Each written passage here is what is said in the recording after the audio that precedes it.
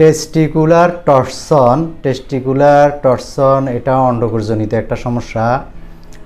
বিভিন্ন কারণে পুরুষদের, যুবক পুরুষ হোক, ছোট বাচ্চা, কিশোর পুরুষ হোক, তাদের ভিতরে অনেক সময় টেস্টিকুলার টর্সনের সমস্যা দেখা দেয়।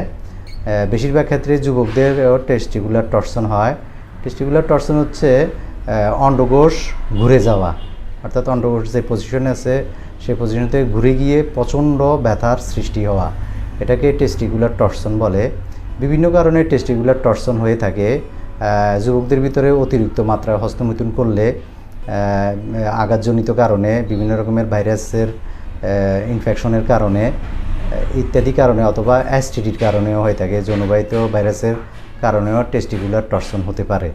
তো টেস্টিকুলার টর্সন হলে আপনারা প্রচণ্ড ব্যথা যদি সৃষ্টি হয়, দ্রুত ডাক্তারের শরণাপন্ন হবেন।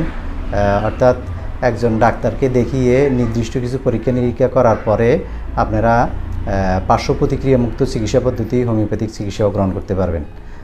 ডাক্তারের কাছে গিয়ে আপনার সমস্যাটি পর্যবেক্ষণ করার পরে ডাক্তার সাহেব যদি আপনাকে একটা আল্ট্রাসোনোগ্রাফি দেয়, ইউএসজি অফ টেস্টিকুলার অথবা ইউএসজি অফ স্কুটাম, এটা করার পরে যদি এই আল্ট্রাটা করার পরে যদি সেখানে মেনশন করা থাকে টেস্টিকুলার টর্সন, রাইট অথবা লেফট, যেটাই উল্লেখ থাকুক না কেন, ব্যথা নিরসনের ওষুধ সেবনের পরে ধীরে ধীরে এটাকে স্থায়ীভাবে ভালো করার জন্য একজন রেজিস্টার্ড হোমিও ডাক্তারের শরণাপন্ন হবেন।